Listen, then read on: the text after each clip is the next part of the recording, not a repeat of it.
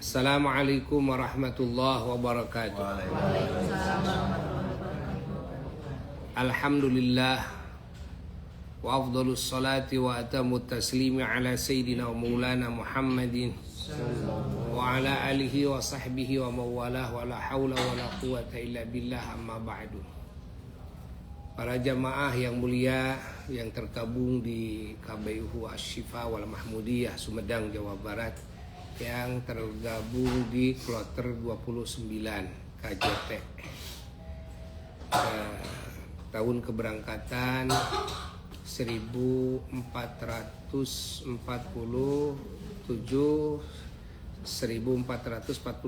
sekarang ya. Tahun keberangkatan 2026.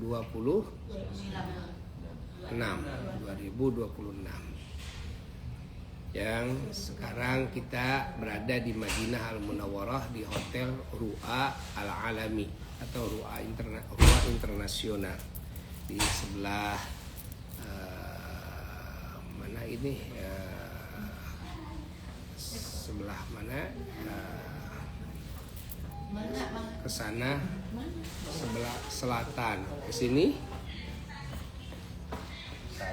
utara. Jadi sebelah utara masjid ya. Sebelah utara masjid. Masjid Nabawi. Pada hari Kamis ya. Hari Kamis kita ya, tanggal 18 Juni. Tanggal 3 Muharram untuk Saudi. Kalau untuk Indonesia ini tanggal 2. Tanggal 2. Tanggal berapa? Tanggal 3.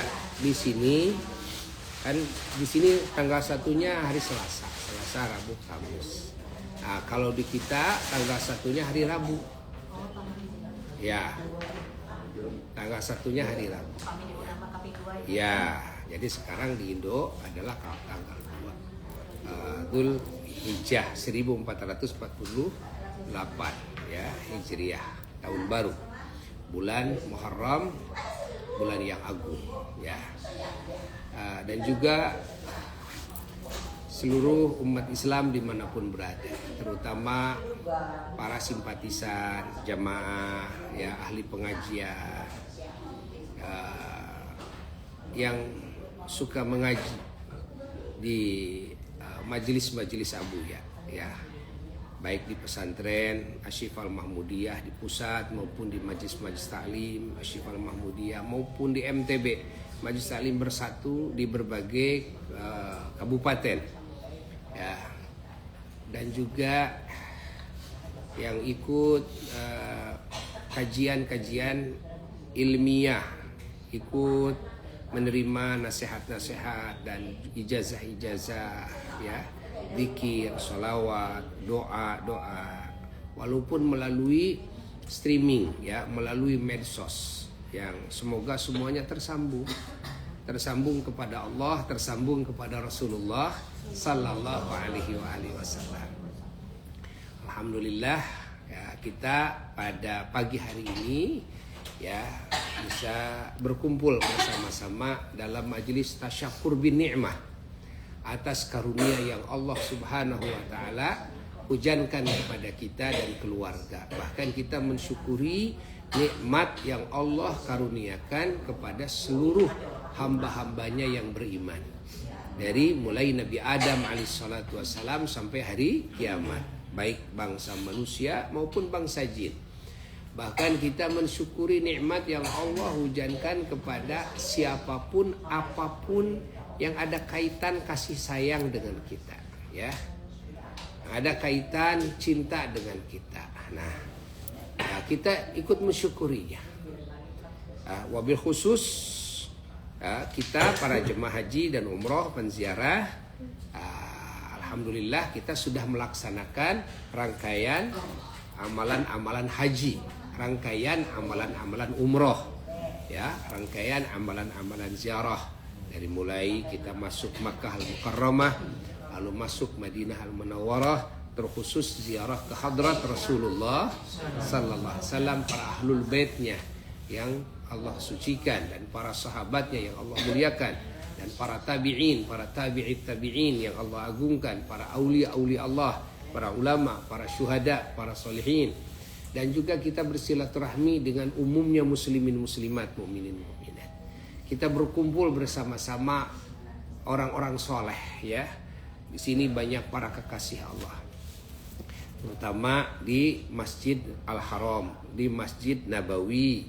Ya, di Masjid Nabawi itu ya tidak sepi dari para kekasih Allah, termasuk juga para malaikat Allah. Dalam hadis Rasulullah SAW menyatakan bahwa di kuburan beliau, ya, malaikat itu bergantian dari langit.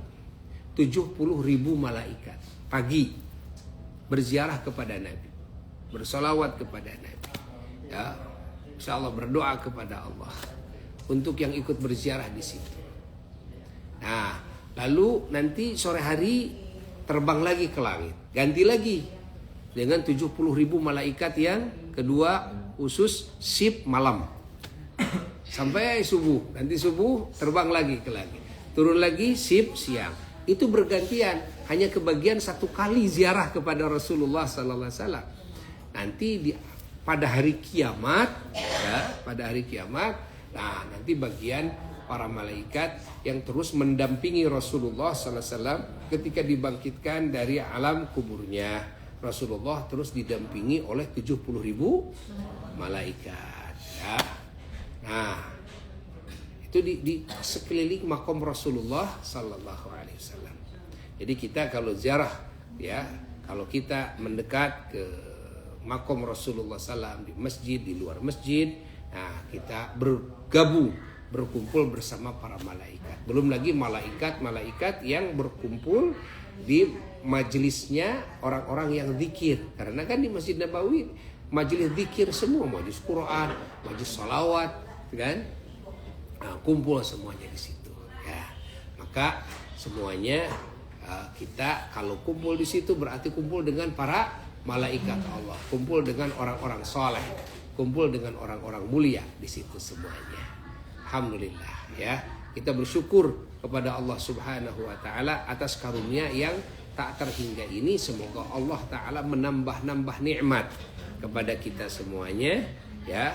Dan Allah Subhanahu wa taala mengampuni segala dosa-dosa kita semua, dan mengampuni dosa-dosa orang tua kita, ya, dosa-dosa leluhur kita semua, dosa-dosa keluarga kita dan keturunan kita, ya, dan dosa-dosa guru-guru kita sampai atasnya, dosa-dosa murid-murid kita sampai bawah, dosa-dosa saudara-saudara kita, dan dosa-dosa semua ahli kampung, ahli negeri kita semuanya, dan dosa-dosa seluruh, ya, jajaran pemerintahan kita, dan dosa-dosa bangsa kita, dan dosa-dosa muslimin muslimat, mukminin mukminat dimanapun kapanpun, semoga diampuni oleh Allah, dan segala aib kita, aib mereka ditutupi oleh Allah Ta'ala, ya, dan derajat kita, derajat mereka ditinggikan oleh Allah, dan semuanya oleh Allah dijadikan ahli iman, ahli takwa, dijadikan hamba-hambanya yang saleh, ya, diberi husnul khatimah, ya, oleh Allah semuanya, dan juga oleh Allah dijadikan ahli surga semuanya, dijauhkan dari siksa api neraka, ya, dan dijauhkan dari segala bencana, segala musibah di muka bumi ini, ya. Oleh Allah dijauhkan dari segala penyakit dan wabah. Oleh Allah segala kesulitannya umat Islam dicabut oleh Allah Ta'ala, ya, oleh Allah Ta'ala segala bingungnya, segala stresnya dicabut oleh Allah, diganti dengan kelancaran, diganti dengan kelapangan, diganti dengan keluasan rizki, diganti dengan hujan rahmat, hujan berkah, ya, hujan nikmat yang tiada henti. Dan juga semoga kita dan mereka dikabul segala hajat yang baik di sisi Allah, dan mendapatkan pertolongan Allah semuanya dalam segala hal, dan dibimbing oleh Allah Ta'ala, ya, dalam segala hal, terutama saudara-saudara kita yang sekarang lagi dizolimi, ya, di Palestina, yang di Libanon, ya, banyak ya di berbagai belahan bumi yang dizalimi oleh mereka kaum zalim, kaum kafirin, terutama Yahudi Zionis ya Israel dan sekutu-sekutunya. Semoga mereka saudara-saudara kita mendapatkan pertolongan Allah secepatnya. Mereka yang wafatnya oleh Allah dikasih pangkat syahid, dan mereka yang sakitnya ya mendapat kerugian. Semoga oleh Allah yang sakitnya cepat disembuhkan, dipulihkan kembali. Kerugian-kerugiannya diganti dengan yang lebih baik oleh Allah, yang lebih banyak, yang lebih berkah semuanya. Dan juga semoga Allah kasih kemenangan, kejayaan, kemerdekaan bagi mereka semuanya. Umat Islam ya, oleh Allah dijayakan, dimuliakan ya. Dan juga mereka ya kaum zalimin oleh Allah dihancurkan, dileburkan, ya dihinakan, dirugikan, dipecah belahkan, ya disedikitkan oleh Allah Subhanahu wa taala. Dikasih azab oleh Allah taala ya. Dan semoga Allah memberikan hidayah kepada yang belum mendapatkan hidayah. Ya, dan semoga Allah Subhanahu wa taala menjadikan umur kita umur yang berkah ya. Segala kegiatan kita berkah, semua rizki yang Allah rizkikan kepada kita berkah semuanya. Keluarga dan keturunan kita disolehkan semuanya. Dan dari keturunan kita oleh Allah dipilih menjadi ulama-ulamanya, menjadi aulia-aulianya. Dan di akhir hayat mendapatkan husnul khotimah yang paling sempurna ya. Dan semoga haji kita dan hajinya semua jemaah haji, umroh kita, umrohnya semua jemaah umroh ya, oleh Allah diterima hajinya dan umrohnya, dan segala amal solehnya yang dilakukan dalam hidupnya, terutama di Makkah, di Madinah ya. Dan semoga Allah Subhanahu wa taala memberikan syafaat dari junjungan alam Rasulullah sallallahu alaihi wasallam untuk kita dan untuk mereka semuanya ya. Dan Allah Subhanahu wa taala memberikan syafaat para kekasihnya, dan Allah memberikan syafaat Ka'bah Baitullah untuk kita, untuk semua yang mengagungkan Baitullah ya, dengan haji, dengan umrah. Dan semoga Allah memberikan rizki kepada siapapun yang belum mendapatkan rizki haji dan umrah dan ziarah, oleh Allah dikasih rizki bisa melaksanakan haji dan umrah ya. Yang sudah dikasih rizki lagi oleh Allah Ta'ala. Dan semoga Allah Subhanahu wa Ta'ala memanjangkan umur kita semuanya dengan kesehatan, keafiahan, dan keluarga kita dan keturunan kita, saudara-saudara kita ya. Ya, dikasih kesehatan, keafiahan lahir batin, kegagahan dalam ibadah. Wabil khusus ya, kita doakan negara kita yang kita cintai. Semoga negara kita dan bangsa kita oleh Allah dipenuhi rahmat, dipenuhi berkah ya, dipenuhi rizki, dipenuhi nikmat, dipenuhi hidayah, dipenuhi taufik oleh Allah Subhanahu wa taala. Dan oleh Allah Subhanahu wa taala semoga dilimpahi anugerah yang tiada habisnya. Oleh Allah dijadikan ahli ilmu Allah, ahli amal soleh semuanya, ahli dakwah ilallah, mengajak orang-orang kepada Allah Jalla Jalaluhu wahdah ya, semuanya ya. Dan semuanya umat Islam terutama bangsa kita oleh Allah disatukan dalam cinta dan kasih sayang ya. Segala permasalahan-permasalahan yang menimpa umat Islam, terutama yang menimpa bangsa Indonesia ya, yang menimpa pemerintahan di Indonesia, oleh Allah segala permasalahannya dikasih solusi yang paling baik ya. Kesulitan-kesulitannya dicabut oleh Allah. Sekarang yang sedang mahal-mahalnya ya, harga-harga barang-barang terutama yang menjadi sebab kehidupan ya, sembako dan sebagainya, semoga oleh Allah diturunkan harganya, dimurahkan oleh Allah ya, terutama obat-obatan ya, dan juga penanganan perawatan ya, yang sekarang melambung tinggi harganya, oleh Allah dimurahkan, dan oleh Allah bangsa kita disehatkan, dikuatkan, dan dimajukan oleh Allah Ta'ala ya, dalam segala hal kebaikannya ya. Dan semoga permasalahan di Indonesia diantaranya adalah banyaknya terjadi korupsi-korupsi, penyimpangan-penyimpangan ya. Semoga mereka dikasih hidayah oleh Allah Ta'ala, dan Allah Ta'ala memberikan istiqomah kepada pemerintah kita di dalam membangun nilai-nilai akhlak yang mulia, di dalam juga membangun segala kemaslahatan ya bagi bangsa Indonesia, ya, kemaslahatan dunianya, kemaslahatan akhiratnya, ya, dan juga bangsanya yang sedang kesulitan sekarang, ya, terutama sekarang musim wabah juga, ada wabah Ebola, ada wabah apalagi sekarang yang bukan wabah apa sekarang, virus apa namanya, COVID sekarang yang menyebar lagi ya kesana kemari. Nah, semoga bangsa Indonesia, umat Islam dijaga dari itu semua. Amin. Semua yang sudah terkena disehatkan oleh Allah Subhanahu wa taala, ya. Nah, dan juga yang punya cita-cita yang baik semoga dikabul oleh Allah Ta'ala. Yang sedang pesantren mencari ilmu, oleh Allah dikasih futuh, keterbukaan, ya, ilmu yang manfaat, futuh para anbiya mursalin, futuh para malaikat muqarrabin. Yang sedang sekolah dapat ilmu yang manfaat, yang belum dapat kerjaan, ya, dalam perjuangan hidupnya, semoga oleh Allah Ta'ala dikasih kerjaan yang baik bagi urusan dunianya, agamanya, akhiratnya, ya, dan juga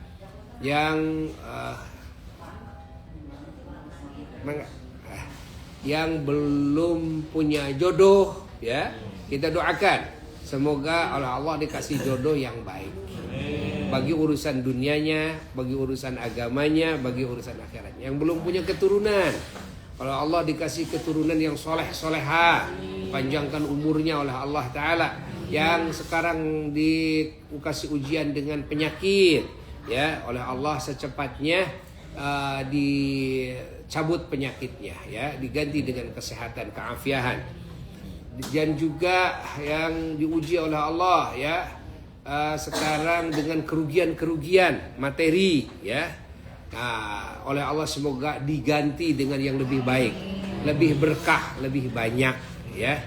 Lalu yang diuji dengan kesesatan, di sebagian keluarganya, ya, ada yang badung dan sebagainya, oleh Allah secepatnya dikasih hidayah, oleh Allah secepatnya dikasih hidayah, kembali kepada Allah, kembali kepada jalan yang benar, kembali kepada jalan yang hak, ya, yang Allah cintai, yang Allah ridhai. Dan semoga, ya, taubatnya diterima oleh Allah Subhanahu wa taala.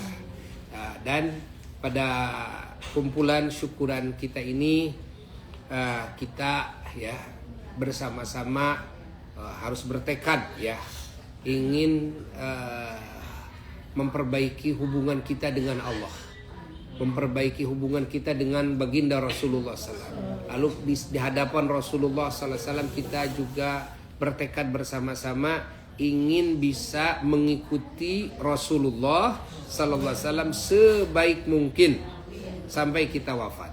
Jadi sunnah-sunnah Rasulullah Sallallahu Alaihi Wasallam yang belum kita lakukan, nah, lakukan. Yang belum kita ketahui oleh kita, kaji. Yang disebut ngaji, hadir dalam pengajian bukan seremonial, tapi hadir dalam pengajian ingin tahu, ya, mana yang benar, mana yang salah. Nah, untuk apa? Agar kita bisa mengikuti kebenaran, bisa menjauhi yang salah.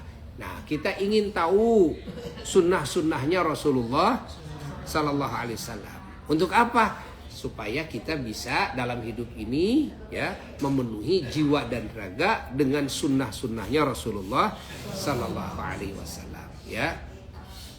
Selain melakukan yang wajib, menjauhi yang haram, melakukan yang disunnahkan, menjauhi yang dimakruhkan, ya. Di antaranya yang disunnahkan banyak zikir, banyak memuji Allah, banyak sholawat, banyak baca Quran, menjaga sholat rawatib, menjaga sholat witir, menjaga sholat tahajud walaupun 2 rakaat, menjaga sholat duha walaupun 2 rakaat, gitu kan. Lalu kalau masuk masjid belajar sholat tahiyatul masjid, lalu sholat tobat, sholat istikharah, belajar itu. Lalu antara maghrib dan isya 2 rakaat salat awabin walaupun 2 rakaat. Ya, semuanya 20 rakaat walaupun 2 rakaat. Lalu kalau bepergian ya, sebelum pergi salat sunat safar. Kalau pulang dari mana saja, hatta dari kantor ya, dari pasar masuk rumah salat sunat 2 rakaat masuk rumah kan. Ini dibiasakan. Ya, ini dibiasakan. Lalu juga membiasakan kita sunnah Rasulullah SAW hal yang enteng-enteng. Apa? Mendahulukan yang kanan dalam segala kebaikan, dalam kebersihan. Ingat, kalau menggunakan yang kiri dalam hal yang kotor-kotor, ya. Nah, lalu mendahulukan dengan yang kanan. Kalau pakai pakaian yang kanan dulu. Kalau membuka yang kiri dulu. Nah, lalu makan, minum usahakan dengan tangan. Ini yang enteng-enteng saja. Ini sunnah Rasul. Diniatkan. Jadi kalau kita mau minum, mau makan, begitu tangan kiri istighfar, astagfirullahaladzim, ganti dengan tangan kanan, begitu. Kalau kita buka baju, lalu melepas tangan kanan dulu, buka celana melepas kaki kanan dulu, istighfar, astagfirullahaladzim, lalu buka yang kiri dulu. Nah gitu. Kalau memasukkan yang kanan, kalau mengeluarkan yang kiri. Nah itu dibiasakan. Dibiasakan. Pakai cincin tangan kanan, ya. Terutama Rasulullah SAW memakai di kelingking kanan. Ini sunnahnya. Terus pakai apa? Pakai siwak. Mau sholat, baca Quran, dzikir, sholawat, berdoa, mau nasihat. Ya, ini tambah berkah. Ini dijaga gigi dari rontok. Ya, lalu diberkahkan. Lalu bisa fasihat, baca Quran. Lalu akan dijaga dari ngomong yang tidak benar. Dijaga dari bau mulut, dijaga dari penyakit yang menyerang mulut, menyerang gigi. Ini apa? Siwak. Ya. Jadi yang dibawa-bawa itu terutama bapak-bapak jangan udud melulu. Ya, tapi siwak ini. Siwak. Kan di sini banyak belajar dari sekarang. Terus kita mau kapan lagi coba? Mau kapan lagi kita mengamalkan sunnah Rasul? Kita mau mikir pingin melakukan sunnah yang berat, yang enteng aja gak bisa. Ya kan? Gimana melakukan sunnah Rasul yang berat, yang enteng aja? Gak bisa. Dawam kan ini. Ini yang enteng. Yang enteng, ya kan? Nah, umpamanya kan bisa dengan sorban, siwak umpamanya. Ya dengan sorban bisa saja. Bisa saja, tapi tetap tidak afdol. Yang afdolnya ya dengan alatnya. Dengan siwak ini, ya. Ini kan murah. Ini ujungnya seperti digigit aja boleh. Digigit-gigit oleh kita nanti jadi seperti ya serat ini nih, gitu kan? Jadi bisa membersihkannya. Terus sambil wudhu bersihkan, gitu kan? Nah, silahkan mau pakai sikat gigi supaya lebih bisa masuk kebersihannya pakai odol, bagus itu.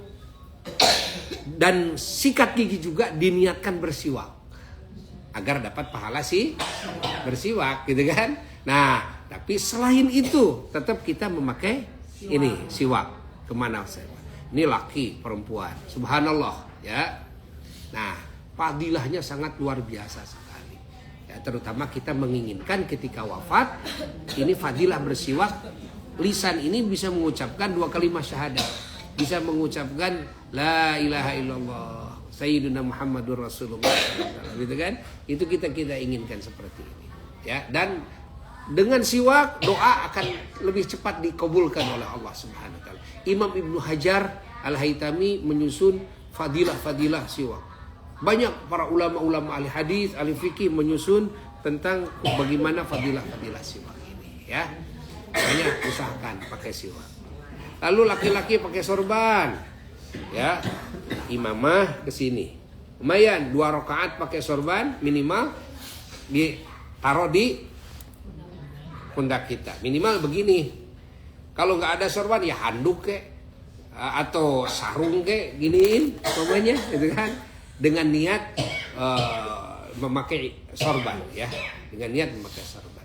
itu 2 rakaat sholat yang pakai sorban sebanding dengan 70 rakaat yang tidak pakai sorban. Bayangkan, ini untung dari enteng. Tambah lagi siwak, masya Allah. Tambah lagi sholatnya berjamaah, ya, masya Allah. Ya, usahakan. Termasuk sunnah Rasulullah SAW yang agung adalah sholat fardu usahakan berjamaah. Sholat sunnah yang disunnahkan berjamaah ya berjamaah. Tapi kebanyakan sholat sunnah tidak disunnahkan berjamaah.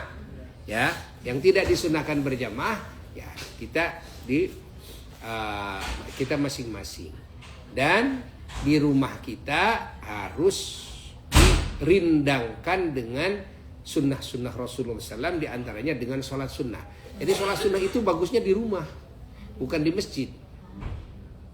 Sholat sunnah itu, kecuali taraweh, ya, dan kecuali sholat-sholat yang disunnahkan yang itu karena ada sebab kejadian-kejadian seperti istisqa, seperti gerhana, seperti sholat id, gitu kan? Nah itu cuma tidak di rumah. Adapun sholat sunnah bagi laki-laki pun juga bagusnya di rumah. Karena rumah itu jangan dijadikan kuburan, kata Nabi. La taj'alu buyutakum kubura.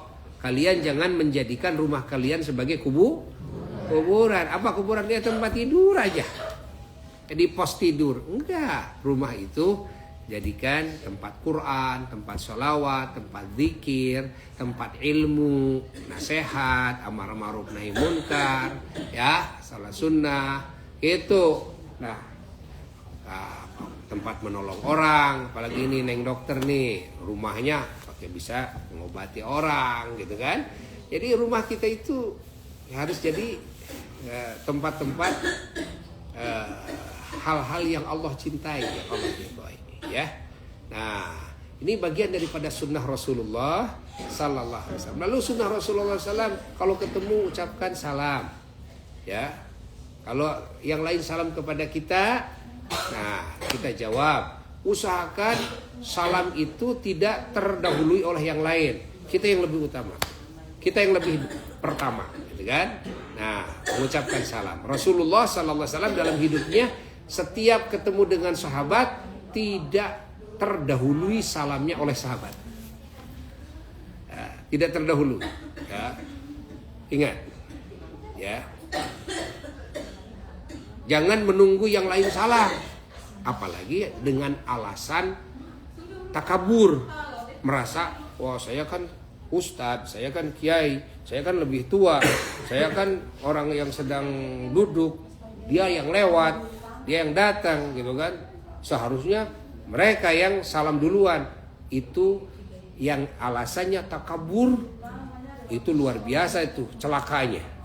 Ya, dosanya besar karena ketika ada takabur merasa lebih bagus dari yang lain sehingga salam aja menunggu disalami sama yang lain, itu takaburnya ini bukan masalah disalaminya, tapi takaburnya ini yang berbahaya. Nah, maka usahakan kita mendahului yang lain. Assalamualaikum, mendahului yang lain, salaman, ya. Nah, ini bagian daripada sunnah-sunnah Rasulullah Sallallahu Alaihi Wasallam. Dan ini menjadi syiar, ya, terutama sholat berjamaah, terutama sholat awal waktu. Nah sekarang kan belajar, ini lagi di apa istilahnya, kalau sekolah kalau mau selesai itu apa namanya? Bukan di mapras apa namanya, ya, ospek, di ospek ya. Kita sekarang di ospek nih. Yang di rumahnya jarang ke masjid, di ospek. Yang di rumahnya jarang berjamaah, di ospek. Yang di rumahnya sholatnya suka dinanti-nantikan, di ospek. Langsung sebelum waktu masuk masjid, sebelum waktu masuk masjid, gitu kan. Ospek ini jadikan oleh kita, ya, jadikan oleh kita sebagai apa namanya, ya, anugerah yang Allah anugerahkan kepada kita, lalu mintakan kepada Allah Ta'ala, terus berdoa agar diistiqomahkan. Sholat awal waktu, sholat berjamaah, memakmurkan masjid, i'tikaf di masjid, Ya Allah, istiqomahkan saya, istiqomahkan keluarga saya, istiqomahkan turunan saya. Dan ingat, ada hadis Nabi itu siapa yang mengeluhkan tentang urusan rizki, seret usahanya, susah cari kerja, ya duit nggak punya, gitu kan, malah hutang banyak. Ada hadis Nabi sebetulnya yang urusannya dengan ini kaitannya apa? Adalah sholat awal waktu. Sholat awal waktu berjamaah. Pokoknya sebelum azan kita sudah persiapan untuk apa? Untuk sholat. Sebelum azan, wudu itu sebelum azan, ya itu utamanya.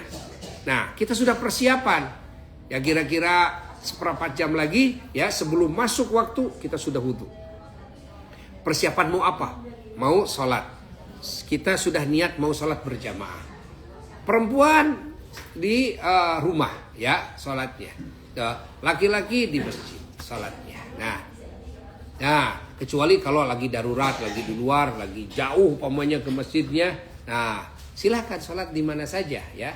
Tapi selama mampu sholat di masjid, usahakan sholat di masjid. Ya, makmurkan masjid. Siapa yang sholatnya di awal waktu, ketika diundang oleh Allah, Allahu Akbar, hayya 'alas shalah, hayya 'alal falah, dia merasakan ini undangan Allah, dia lalu menyingkirkan segala kegiatan-kegiatan ya yang berkaitan dengan urusan dirinya, urusan dunia, urusan jabatan, urusan politik, urusan organisasi, apalagi permainan-permainan. Singkirkan semua, ya, menghadap kepada Allah, ya, memenuhi panggilan Allah Ta'ala dengan khusyuk. Salat di awal waktu, maka Allah akan melimpah ruahkan rezekinya kepada Allah. Ini harus jadi catatan kita. Ya, makanya siapa yang mengeluhkan urusan rezeki, urusan usaha-usaha, coba benahi masalah ini nih. Benahi ini. Ya, ketika dipanggil oleh Allah, harus ruku', harus sujud, harus bersyukur kepada Allah, harus memuji Allah, harus mengagungkan Allah, bertasbih kepada Allah, harus munajat kepada Allah, harus memohon ampunan Allah, kan gitu salat itu kan? Kandungannya kan itu. Nah, jangan melalaikan. Siapa yang melalaikan panggilan Allah, salat yang paling utama sebagai tiangnya agama, maka jangan heran kalau Allah melalaikan keinginan kita. Ya, terutama dalam urusan rizki. Dan juga keinginan-keinginan kita yang lain. Kan bukan cuma rizki, makanan, minuman saja yang kita inginkan. Sehat. Itu rizki yang lebih mahal dari makanan. Ya, lebih mahal dari minuman, lebih mahal dari duit, lebih mahal dari dunia dan seisinya, sehat. Ya. Barangkali kita dikasih sakit-sakitan aja terus. Atau keluarga kita barangkali ada sholat yang kita lalaikan. Ya. Sehingga ada rizki sehat, rizki kekuatan yang Allah cabut. Ketika kita memohon, ketika kita berobat ke sana kemari, malah susah, mau sembuh. Lihat diri kita, barangkali kita susah, diajak sholat, diajak menghadap Allah oleh Allah Ta'ala, kita susah banget. Sini sholat, kata Allah, hayya 'alas sholat, sini sholat. Hayya 'alal falah, sini kalian raih kebahagiaan dariku, kata Allah Ta'ala. Raih kebahagiaan, raih kemenangan dariku. Ya, malah gak mau diajak oleh Allah seperti itu. Ya Allah, udah kalau udah gak mau ya silakan, gimana lu aja. Ya, padahal Allah mengajak agar bahagia, mengajak agar beruntung. Falah itu beruntung, falah itu mengajak untung. Ya, bukan mengajak rugi sholat itu, tapi mengajak karena kita melalaikan, mengabaikan, menanti-nantikan, akhirnya jadi orang yang suwe dan selalu tender kalah sama yang lain. Selalu itu kan rizki sulit dan sulit. Usaha itu kan, dagang nggak laku-laku. Banyak yang nipu yang sudah juga. Nah, itu coba kita introspeksi diri. Di antaranya yang paling harus dibidik oleh kita adalah kesalahan kita ketika menyikapi panggilan Allah sholat. Kan sholat itu tiangnya agama. Kalau tiangnya agama runtuh, semua bangunan agama runtuh. Kalau sholatnya dilalaikan, akhirnya oleng semuanya. Saumnya oleng, hajinya oleng. Walaupun kita sudah berhaji berkali-kali, tapi ketika melalaikan sholat, ya oleng semua.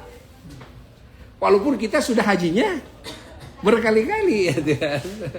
Kita pulang dari sini, hajian. Tapi kita melalaikan sholat di sana. Nah, nanti bisa oleng. Haji kita yang sekarang itu jadi oleng semua.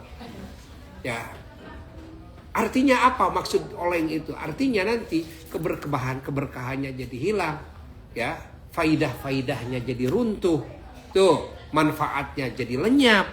Gitu kan? Gara-gara apa? Gara-gara kita melalaikan sholat. Makanya kemabruran haji tidak hanya kita usahakan atau kita raih atau kita jaga di saat kita melaksanakan ihram saja. Ya, tapi kemabruran haji harus kita jaga sampai mati. Dengan cara apa? Dengan cara lakukan kewajiban dengan baik, ya. Usahakan melakukan sunnah, usaha jauhi yang haram, ya. Usahakan jauhi juga yang makruh. Itu untuk menjaga kemabruran haji dan kemabruran semua amal soleh. Nah, semua amal soleh. Nah, pahami oleh kita semuanya ya. Nah, ini yang perlu jadi catatan kita. Perlu jadi catatan. Jadi banyak orang yang hanya berpikir mereka itu matematikanya akal duniawi saja. Karena mereka tidak beriman kepada Allah. Ada yang beriman kepada Allah, tapi dia itu tidak ngerti tentang Allah. Tidak ngerti tentang agama. Sehingga mereka menganggap seolah gak ada hubungannya urusan rezeki, urusan bisnis dengan urusan sholat, apa hubungannya. Gitu kan? Nah, padahal ini sangat berhubungan erat sekali. Ya. Ketika Allah ridha, maka apapun yang diinginkan oleh hambanya dikasih.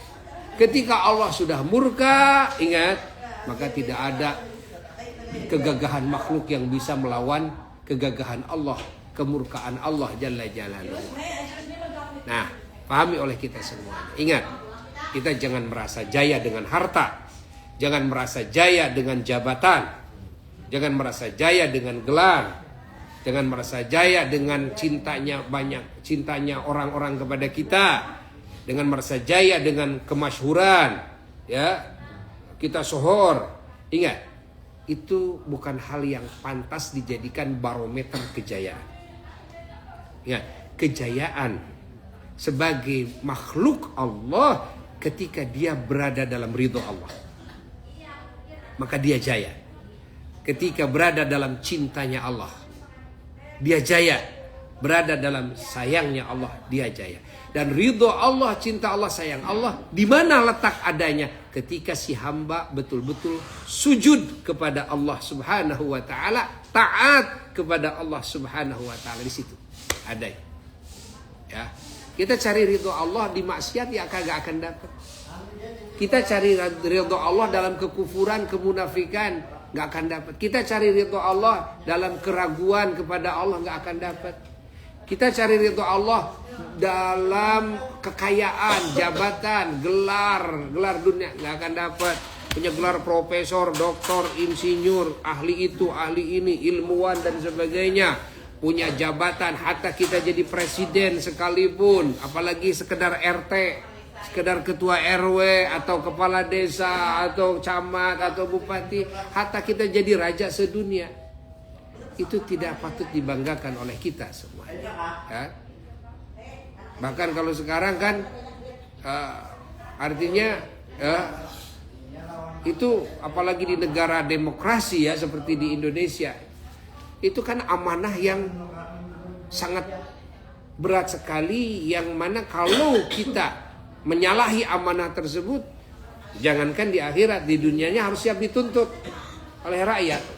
Karena jabatan itu amanah.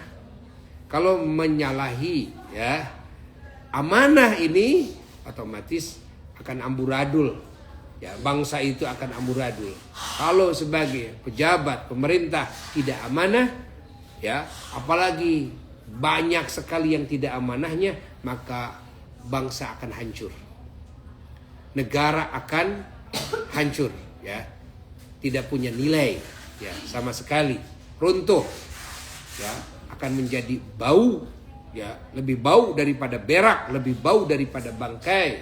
Nah, dan bangsa akan terjepit, bangsa akan kesusahan ketika para pemimpinnya tidak amanah. Makanya usahakan, ya, menjadi pemimpin kita harus amanah, jaga keamanan. Dan usahakan juga, ya, bangsa ini, karena negara Indonesia demokrasi, dipilih pejabat itu oleh siapa? Oleh rakyat. Kalau pejabatnya tidak amanah, ya jangan 100% menyalahkan pejabatnya saja. Barangkali karena rakyat itu yang memilih, dia salah dalam memilih, ya. Barangkali seperti itu. Ada yang dipaksakan harus menjadi pejabat, ya, dengan cara apapun, dipilih, direkayasa dan sebagainya. Padahal dia orang yang tidak pantas memimpin rakyat, orang yang tidak punya sifat amanah, ya, orang yang tidak fatonah, orang yang tidak punya sifat sidik, orang yang tidak punya sifat tabligh, menyampaikan apa yang harus disampaikan. Karena pejabat itu harus punya sifat seperti para rasul.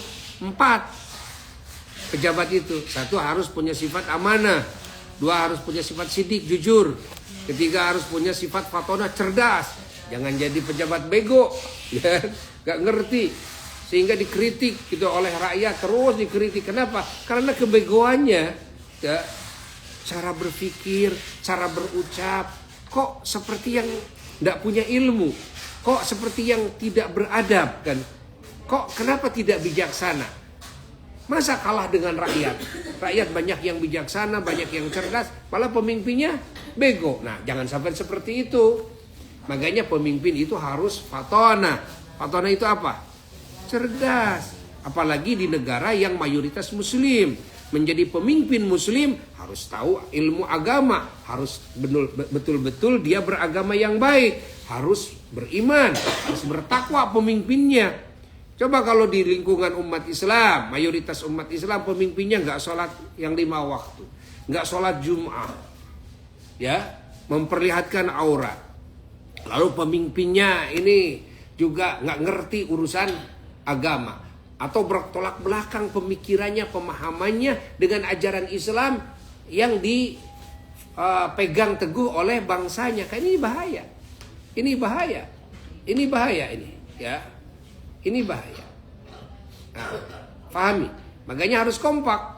Semua para pejabat-pejabat muslim yang ada di Indonesia harus betul-betul menguasai ilmu agama yang benar, ya, dan mencocokkan dengan pemahaman dengan akidah, ya, dengan keilmuan yang dipegang teguh oleh bangsanya. Dan kita bersyukur kepada Allah bahwa bangsa Indonesia, umat Islam Indonesia semuanya ahli sunnah wal jamaah. Sedikit yang menyimpangnya sedikit, ya, sedikit. Ini masih bisa dibenahi, masih bisa diluruskan dengan cara para ulama-ulama tampil meluruskan. Harus ulama, nggak bisa diluruskan oleh selain ulama.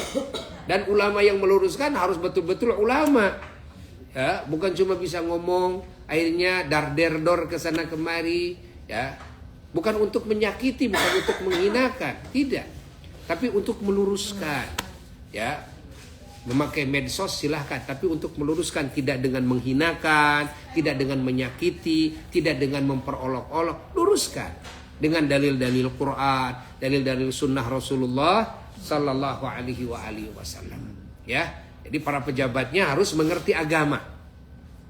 Makanya periode calon-calon pejabat yang akan datang itu semuanya harus pesantren dulu, harus menguasai agama yang luas, ya, pemahaman yang luas.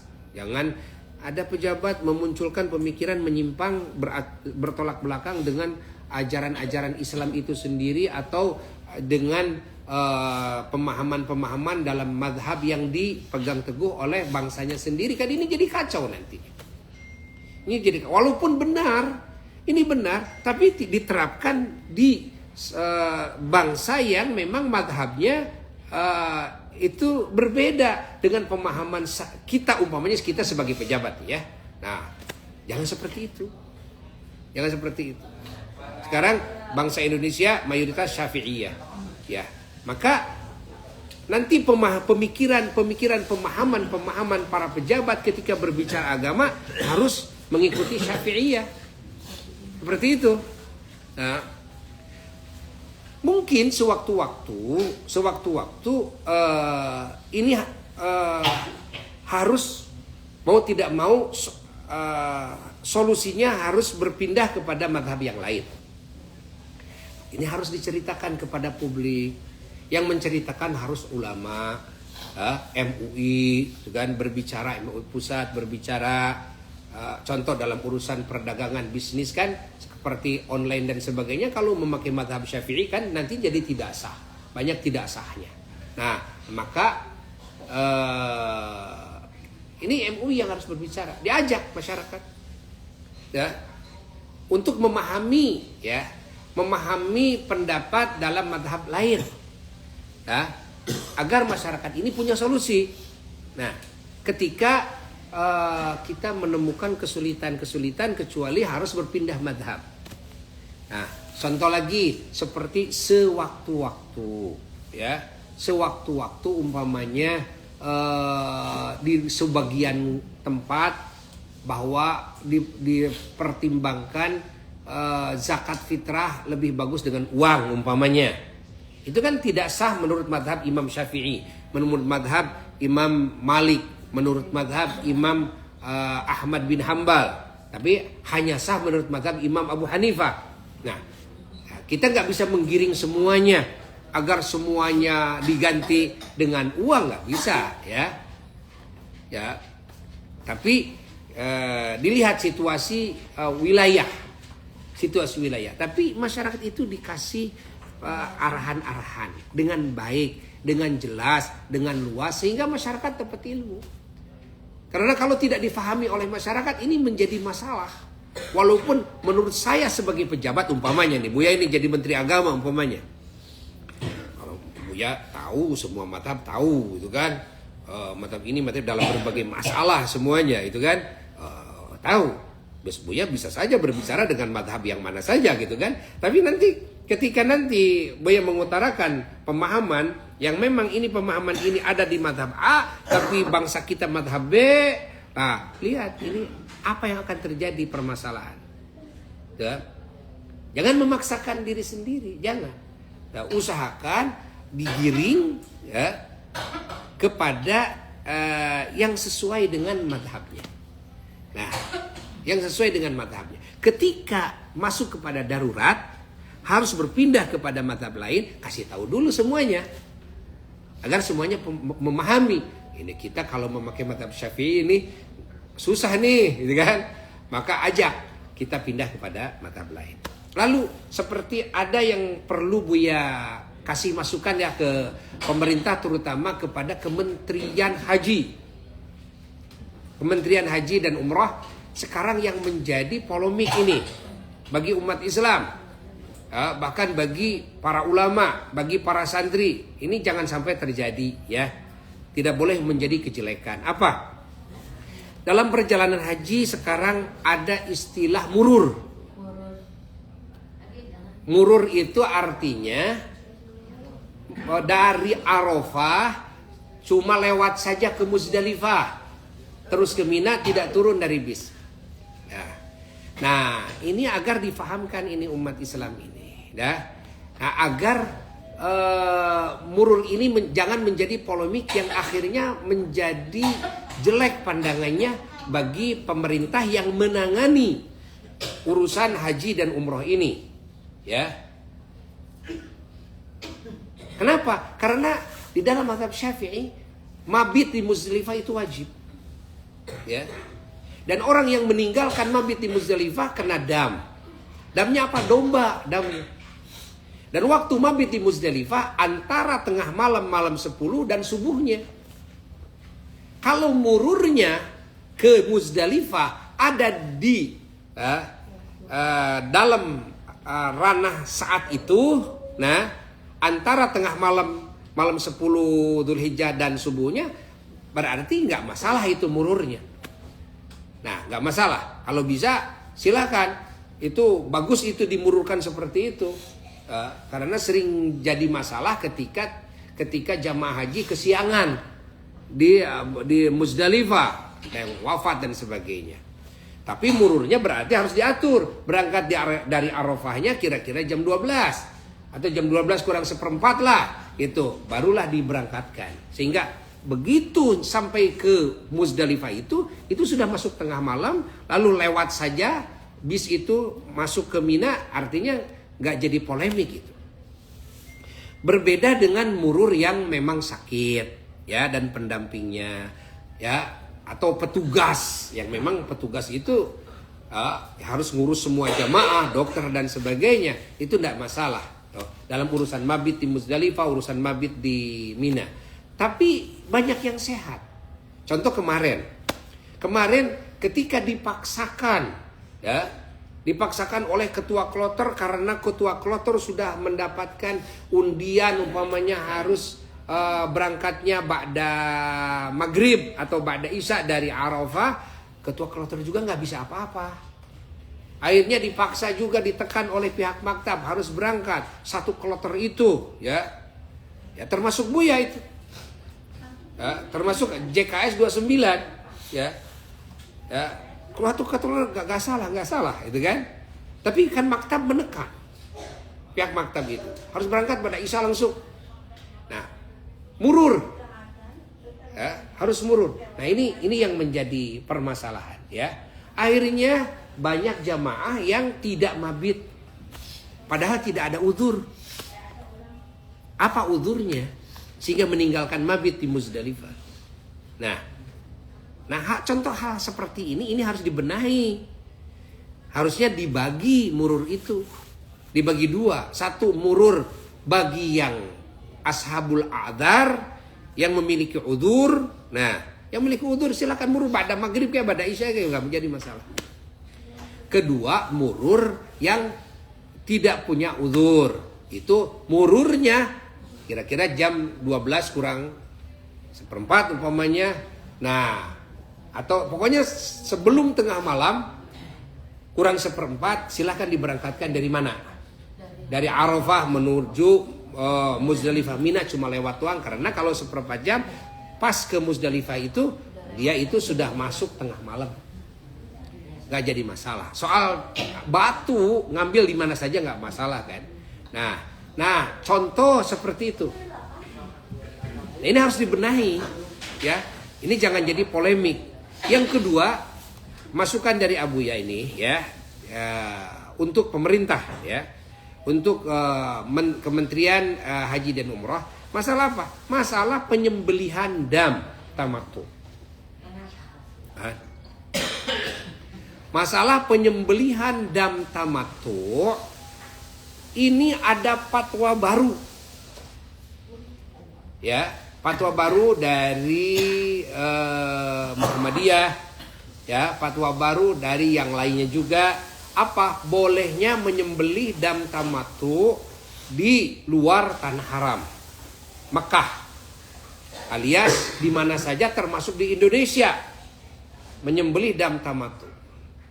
Ingat, bukan hadu ya, bukan yang sunnah, bukan.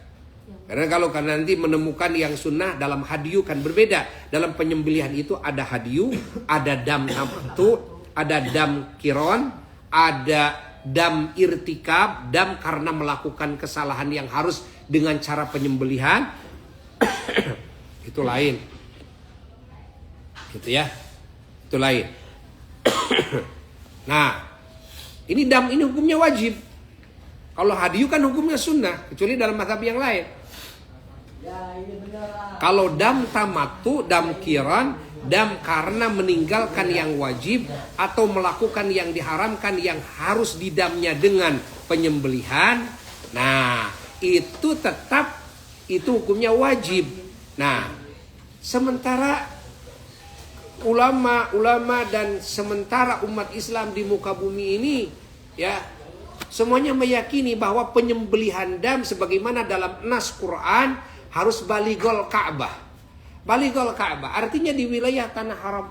Tanah haram Makkah, tidak bisa disembelih di luar tanah haram Makkah. Yang kedua ini harus dengan Al-An'am karena dinas dengan Quran, dinas dengan hadis. Ya.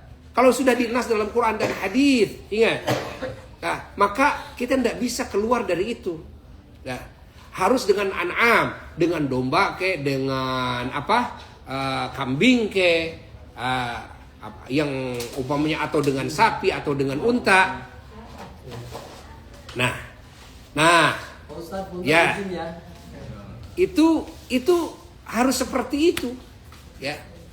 Nah, ketika ada pendapat yang membolehkan menyembelih di luar tanah haram dan diumumkan penyembelihan itu artinya mau dam ke, mau hadiyu ke, dan ya, mau yang wajib, mau yang sunnah. Nah, ini kan nantinya akan berbahaya. Apa berbahayanya? Berbahayanya menjadi polemik, itu tidak boleh terjadi. Ya, kenapa kita menimbulkan satu pemikiran yang kita tahu itu akan menjadi polemik? Ya, bukankah kita ingin tenang? Bukankah kita ingin damai? Bukankah bangsa Indonesia ingin baik-baik saja? Ya, pemerintahnya juga ingin baik-baik saja. Maka jangan memunculkan pemikiran-pemikiran yang akan menjadi polemik. Gitu kan? Nah, terus akhirnya itu mereka banyak yang kesusahan. Terus ini pemerintah memberi 2 opsi. Yang mana kalau menurut Buya 2 opsi ini kurang. Kenapa? Akan tetap menjadi polemik. Opsi 2 itu apa? 1 disembelih di Indo. Ya. Dengan disaksikan melalui Baznas. Ya. 2 disembelih di Arab Saudi melalui Adhohi. Nah, ini opsi ini belum pas. Kenapa belum pas? Karena dari awal pembentukan Adhohi Buya tahu. Ya. Lalu kemana pengalokasian Adhohi Buya tahu. Nah, karena pengalokasian Adhohi ini satu, dalam pengalokasian juga ada yang tidak dengan daging. Tetap uangnya ya yang disalurkan. Yang kedua, dagingnya ini pun juga yaitu tidak semua dialokasikan bagi fakir miskin yang ada di tanah haram. Tapi dikeluarkan, dibawa keluar, ya. Dibawa keluar. Nah, ini juga khusus dalam masalah yang berkaitan dengan dam. Masalah Adhohi ini kan kurban. Beda dengan dima. Kalau dam dima, kalau Adhohi kurban. Kalau kurban itu kan bebas. Mau di tanah haram, di luar tanah haram. Nah, dalam hadiyu yang sunnah, itu pun juga ini ada pendapat yang membolehkan di luar tanah haram. Tapi kalau dalam dam, nah ini dam harus di tanah haram dan harus dialokasikan ke fakir miskin yang ada di tanah haram juga. Dan harus disembelih di tanah haram. Nggak bisa disembelih di luar tanah haram. Nah, dan ini pendapat ini tentunya pendapat yang mayoritas ulama. Kalau kita buka kitab apapun di 4 mazhab pasti akan merujuk ke situ. Kita mau ngambil pendapat yang paling kuat pasti akan merujuk ke situ, ya. Nah, soal kita mau umpamanya ikut kepada pendapat yang baru, silahkan. Tapi jangan segitu opsinya. Karena opsi dengan Adhohi pun juga tidak menyelesaikan polemik. Kasih 3 opsi. Contoh, bagi yang mau mengikuti kepada pendapat yang membolehkan di Indo, silahkan. Jadi, tapi dengan jalur yang jelas. Bagi yang mau ikut Adhohi di Arab Saudi, silahkan. Itu kan sudah jelas. Nah, ada lagi opsi yang ketiga, adalah penyembelihan langsung di tanah haram. Itu yang akan menyelesaikan polemik dengan disaksi oleh petugas, ya, disaksi oleh petugas. Ya. Karena apa? Karena apalagi seperti ketua-ketua KBIHU ya sudah memiliki jaringan di Mekah ini. Contoh seperti Buya saja dari tahun 89 masuk Mekah sampai saat ini kita sudah punya ikatan dengan para tokoh-tokoh masyarakat yang ada di beberapa wilayah di Tanah Haram Mekah yang notabene mereka adalah fakir miskin. Dulu di Nakasah, sekarang sudah dibubarkan, gunungnya sudah dikeruk, diratakan. Nakasah itu fakir miskin banyak di sana, dari berbagai negara. Sekarang pindah, ya. Terus ada juga muasasah al-khairiyah di Makkah ini. Nah, itu kita sudah punya rekanan dengan mereka. Jadi tiap tahun itu langsung kita sembelih sendiri. Artinya sembelih sendiri di tempat penyembelihan yang resmi sesuai dengan aturan pemerintah, bayar karcisnya. Kalau musim haji karcisnya itu domba itu 150 real. Kalau setelah beres, nah itu sampai 50 real satu domba bayar. Nah kita bawa daging-dagingnya satu domba bagi 4 ya, bagi 4 satu domba itu untuk 4 kakak. Nah kita sudah punya data, fakir miskin orang Indo, fakir miskin orang Negro, fakir miskin orang Burma, fakir miskin orang Thailand, fakir miskin orang... Nah, itu di Mekah ini sudah banyak. Nah, langsung dibawa dengan onet. Onet itulah koldolak lah gitu kan. Koldolak. Kalau banyak dengan truk biasanya. Bawa, sudah dikresekan. Lalu disalurkan langsung. Nah kalau caranya seperti itu dan ada pihak pengurus atau petugas ya yang ditugaskan oleh pemerintah, baik ketua kloter atau TPHD yang menyaksikan, itu akan jadi solusi yang baik. Kita tidak bisa langsung melarang atau suudon bagaimana? Karena ada sebagian umpamanya KBIHU, ketua KBIHU yang hanya menyerahkan uangnya ke mukimin di sini yang dipercayai. Kalau selama dia itu orang yang bisa dipercayai nggak ada masalah. Tapi kalau terjadi ada kekhawatiran umpamanya ada penipuan umpamanya mukimin hanya uangnya saja raib dibawa, tapi kadang KBIHU itu dia terlalu percaya. Nah baru itu awasi ya, lalu benar-benar disalurkan, bawa ke tempatnya penyembelihan, lalu nanti disalurkan mana data-datanya, mana yang menerimanya, mana mustahiknya, kan? Nah harus seperti itu. Nah ini yang akan menjadi solusi, ya. Ini akan menjadi solusi. Nah ini masukan dari Abuya ya untuk Kementerian Haji dan Umrah. Jadi tidak cukup dengan solusi di Indo atau al-dohi semata, karena nanti yang tahu para ulama yang tahu tentang bahwa al-dohi di Arab Saudi ini, satu, dia tidak hanya disembelihkan tapi juga uangnya yang dibagikan. Yang kedua, al-dohi tersebut, ingat ini al-dohi udhiyah itu kan sunnah. Al-dohi tersebut juga dikeluar dari Tanah Haram, dipakai bantuan keluar Tanah Haram, gitu kan? Nah, kalau al-dohi tidak masalah karena al-dohi itu hukumnya sunnah atau hadyu yang sunnah tidak masalah. Tapi kalau dam yang wajib, dam kiron, dam tamatu, dam irtikab, ya.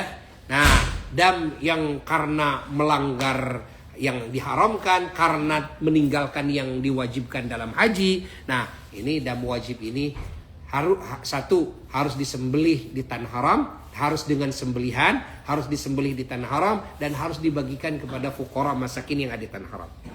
Nah, ini salah satu contoh bagaimana cara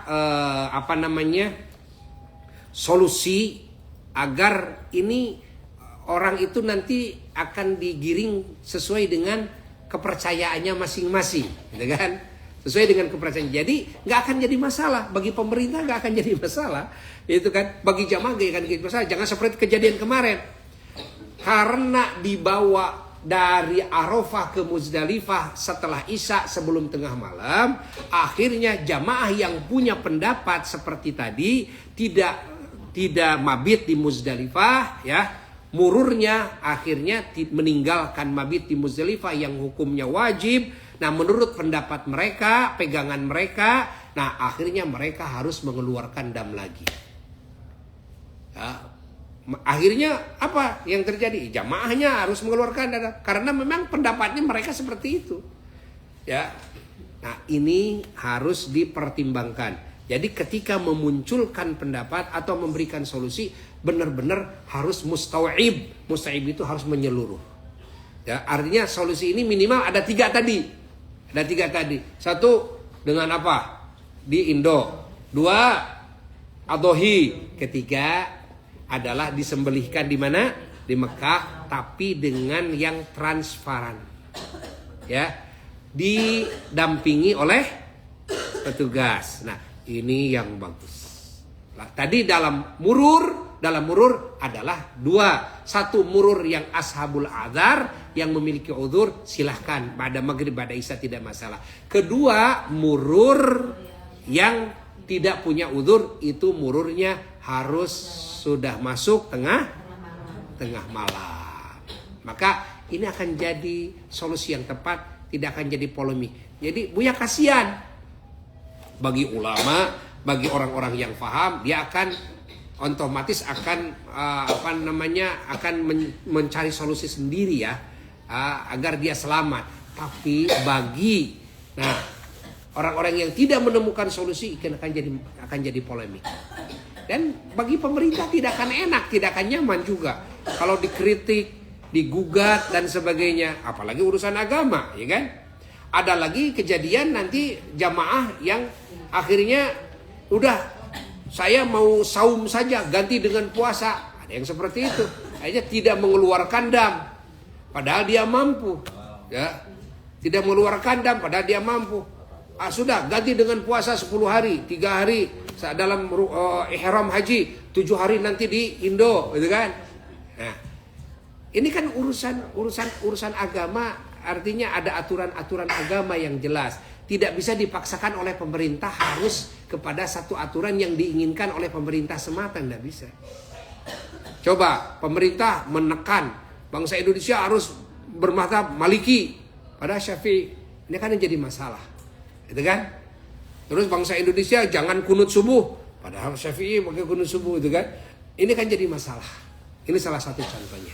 Nah, mudah-mudahan ini menjadi khazanah ya, pembendaharaan keilmuan ya, untuk siapapun. Karena Buya sangat sayang kepada pemerintah. Buya nggak mau pemerintah Buya sendiri lalu digugat ya. Sekarang sudah banyak masalah-masalah, lalu ditambah lagi masalah. Padahal seharusnya agama ini jadi solusi. Harusnya seperti itu. Tapi kok kenapa solusi malah jadi masalah gitu kan? Kenapa kebaikan malah menjadi kejelekan? Harusnya agama ini menjadi kebaikan. Karena agama itu kebaikan. Yang jelek jadi baik. Yang bercerai-berai menjadi bersatu. Harusnya seperti itu. Dengan ajaran Islam yang agung. Ya. Artinya ketika kita tidak memahami Islam dengan benar, tidak bisa mempraktekannya dengan tepat, maka walaupun ajaran Islam ini agung, nanti akan melahirkan kehinaan. Walaupun ajaran Islam ini baik, akan melahirkan keburukan. Walaupun ajaran Islam ini menyatukan, akan melahirkan mencerai-beraikan. Ketika apa? Memahami Islam tidak benar, tidak paham Islam ya secara menyeluruh. Lalu cara menerapkannya juga tidak benar, tidak tepat. Nah, mudah-mudahan kalimat ini manfaat ya bagi siapapun umat Islam yang mengambil manfaat ya, dan juga terkhusus untuk Buya sendiri ya. Dan Buya doakan oleh semuanya jamaah KJT 29 insyaallah akan wada di hadapan Rasulullah SAW dan para kekasihnya pada hari Ahad. Insyaallah berangkat ba'da maghrib dari sini menuju ke Bandara Madinah Al-Munawwarah. Kira-kira dari sini setengah jam, 1 jam lah. Dan terbang insyaallah pukul 1 ya. Pukul 00.55 alias pukul 1 lah. kurang 5 menit ya. Dan kita ingat di pesawat sholat subuh hormat waktu ya, pada waktunya. Nanti diulang lagi ketika di Indo, ketika di rumah. Lalu sholat duhur dan asar di jamaah takhir. Ketika di pesawat sudah mau sampai ke Kertajati itu waktu masuk sholat duhur, masuk waktu duhur, kita tidak sholat duhur di pesawat ya, tapi niat jamaah takhir ya, niat jamaah takhir di pesawat. Nanti kalau sudah masuk bandara jam 3 10 menit tiba di bandara Kertajati insyaallah. Nah, lalu sholat duhur dan asar dijamaah di qashar di situ. Dalam perjalanan setelah pemeriksaan di situ ya, lalu keluar dari situ diperkirakan maghrib sampai Sumedang ya. Kalau kita ke rumah keburu maghrib ya alhamdulillah tidak ada sholat proses jamaah qashar. Tapi kalau ternyata maghrib di perjalanan, usahakan jamaah takdim. Isya ditarik kemana? Ke maghrib, isyanya di qashar agar sampai rumah kita tidak ada kewajiban lagi sholat isya. Lalu ya nanti begitu datang ke rumah usahakan sholat sunnah masuk rumah setelah pulang bepergian 2 rakaat.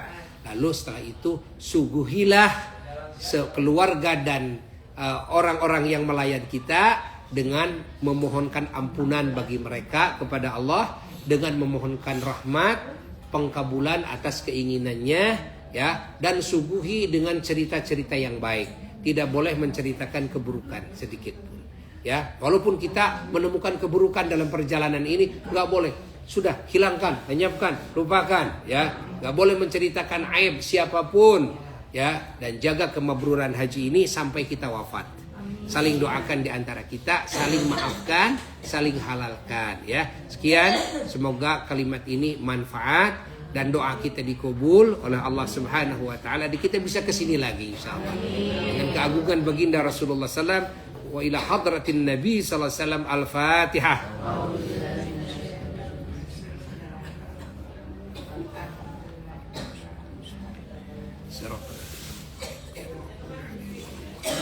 Rabbil firli amin. Sekian dari Abuya. Wassalamualaikum warahmatullahi wabarakatuh. Silakan bereskan kopernya semua, lalu timbang. Ingat aturan-aturannya ya. Nah, semuanya sukses selalu. Ya.